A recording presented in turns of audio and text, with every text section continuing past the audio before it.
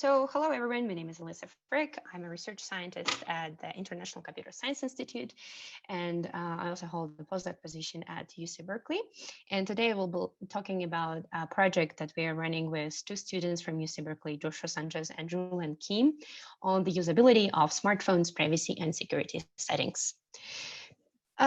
So where does the motivation for this work come from? Over 80% of people in the US have a smartphone. It's a really high penetration rate, and its privacy and security setting is an important UI user interface model and framework that is being looked up on and possibly used as the baseline in other services as well. However, its usability issues and information architecture have been largely understudied. There is not that much work on the usability and information architecture in that space. People with limited technological literacy and experience may find it hard to make informed decision about those settings. It is the case in other areas of privacy and security, such as privacy policies or understanding notifications and warnings. So it is likely to be the case in this case as well. There is also potentially is a digital divide that is related to the previous point about the limited technological literacy, because the levels of this literacy and experience are unevenly distributed across various populations. And so it may disproportionately affect certain vulnerable populations, such as older adults or children or lower income, lower education, maybe people of color and other minority communities.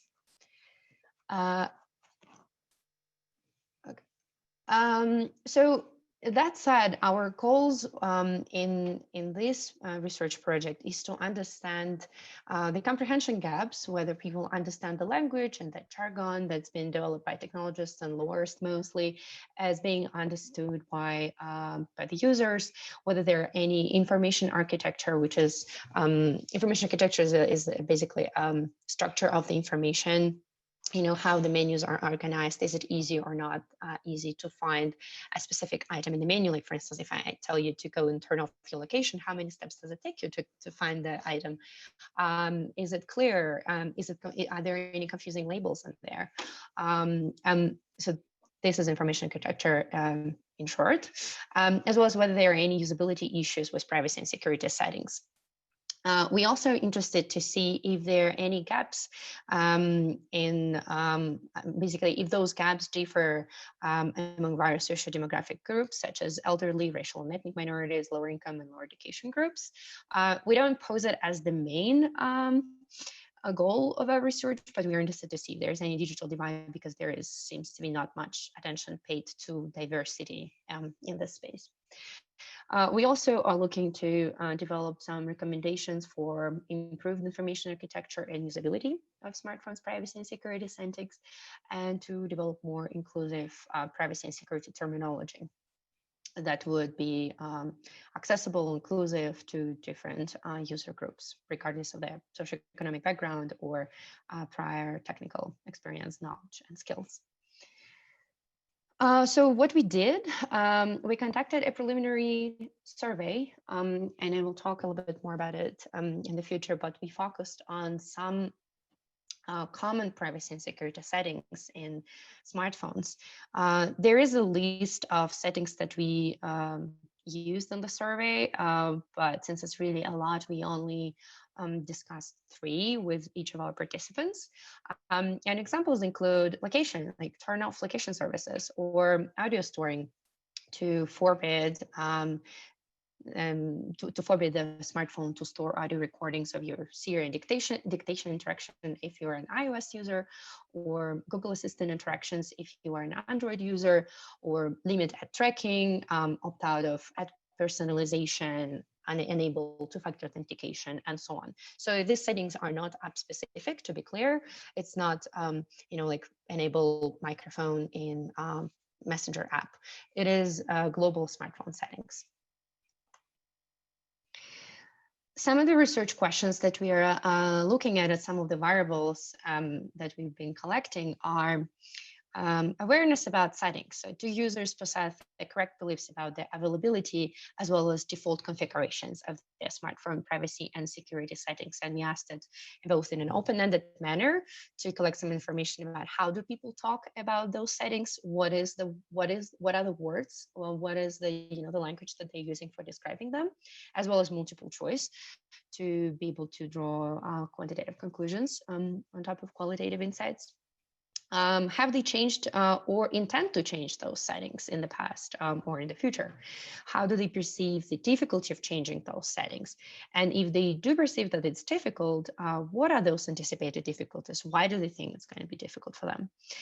Do respondents anticipate any positive or negative change in user experience after configuring the settings? For example, if you configure two-factor authentication, it's good for your security, but then every time you try to log in, it's going to ask you for a second factor, and it might you might spend more time on doing it. So we were curious to see the interplay between the positive impact as well as the negative impact on the experience.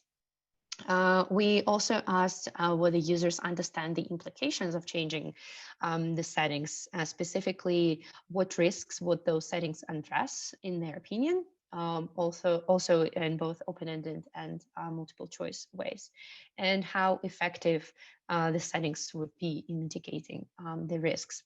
Finally, we also asked what privacy and security settings are most worrisome for the users. And we plan to compare the differences between socio-demographic groups. 10 minutes is really not enough to cover all of this, and we collected the data basically like a week ago, so we're still in the middle of data analysis. Don't be too harsh in judging the insights, and we will be focusing only some of the quantitative results. We didn't have time to analyze the qualitative part yet. So we recruited 178 participants on Prolific. They were 60% Android users and 40% iOS users, which is somewhat representative of the split in real world. We had slightly more female users, 63% were female. There was a really good age range. The mean was 37 with a minimum of 18 and maximum of 73. So we were able to recruit both younger and older users.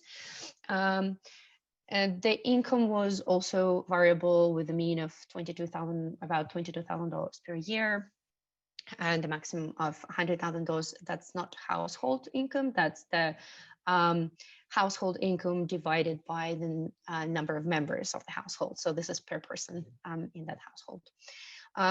Employment was also variable. 43% of people had full employment. 16 were looking for a job, possibly due to COVID. And this number is pretty high. Only 12% was students, and 12% had a part-time job. There was also quite a bit of diversity in terms of education. You could see on the screen the breakdown, and quite a bit of diversity in race and ethnicity. We try to follow the quotas to have the diversity. Sorry, dropped the font.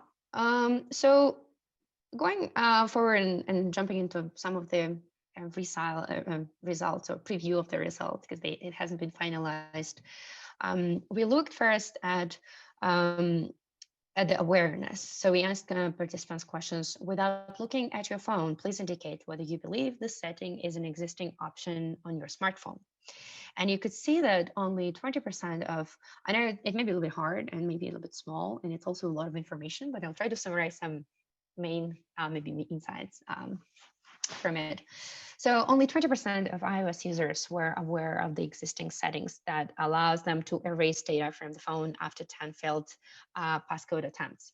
On the other hand, about 20% of Android users incorrectly assume that they have such a setting. So we, on purpose, we included some of the settings that are available on certain OS platform, and some that were not. And so 20% of Android users actually possess incorrect beliefs.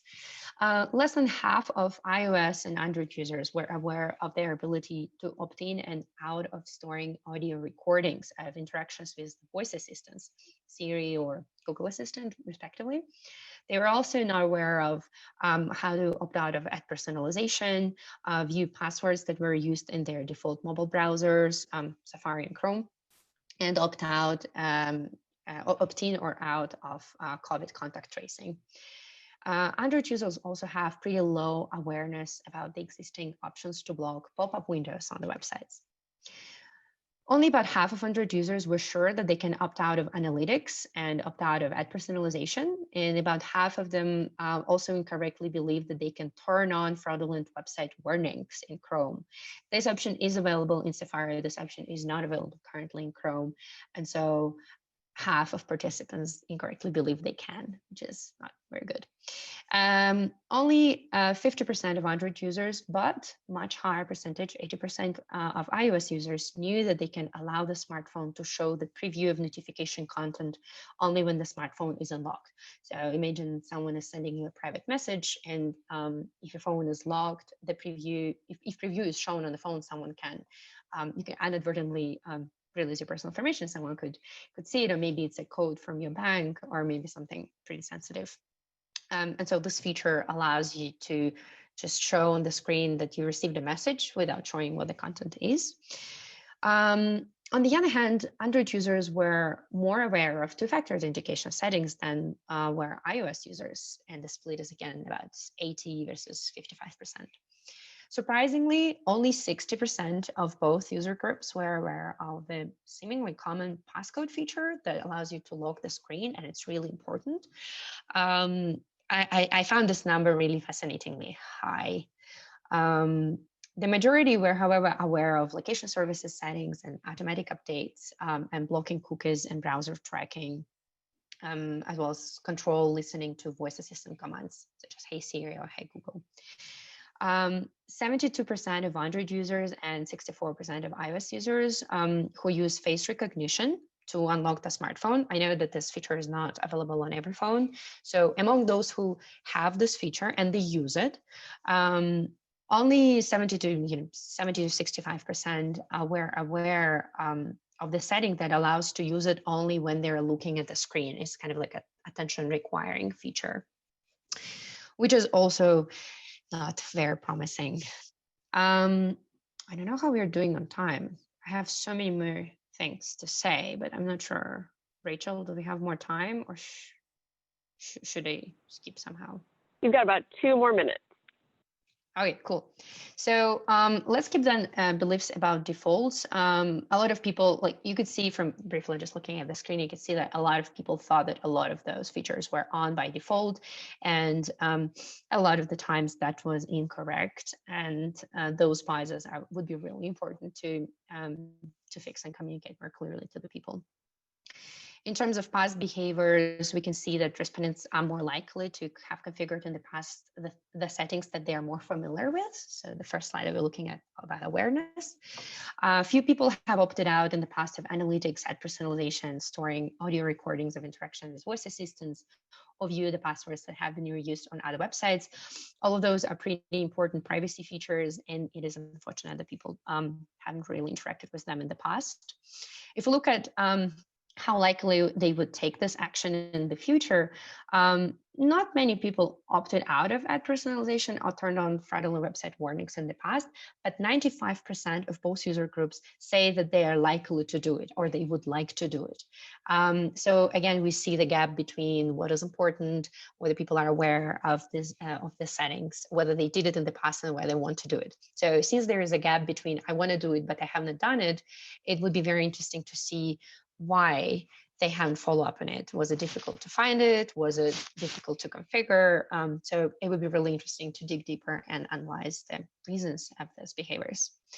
In terms of perceived difficulty, again, a really quick overlook, blue is good. And we see that a lot of people have the perception that it's not going to be very difficult to configure those settings. They have pretty high self-efficacy and confidence in being able to configure those. It's even 100% for things like automatic updates and notification previews. However, there are a few items that require attention because 15 to 25% feel like it's going to be difficult to to do it. And so this is also some of the areas where we plan to pay more attention and do follow-up research and figuring out why it is so. We did ask an open-ended question. We just I didn't have time to analyze the qualitative insights, but that's going to be exciting. One to the last, I think it's almost the last slide. The impact on perceived user experience is also very interesting. A lot of participants were not sure about the impact of configuring those settings on their overall user experience. Yellow is not sure, or neutral actually. And so that means that people are not quite aware of the consequences of configuring those.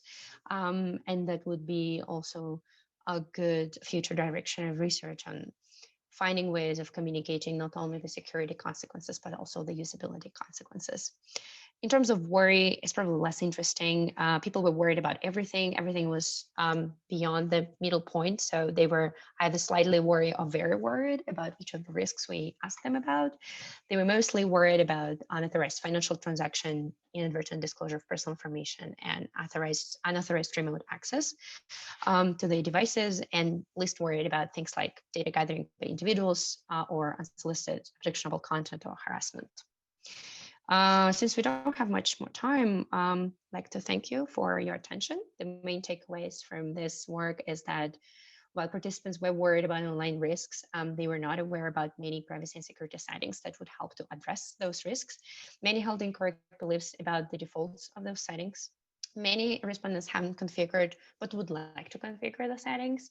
However, some anticipate difficulties with doing that or negative impact on user experience. So there is a lot of cool future work on usability of smartphone privacy and security settings to be done. Thank you very much.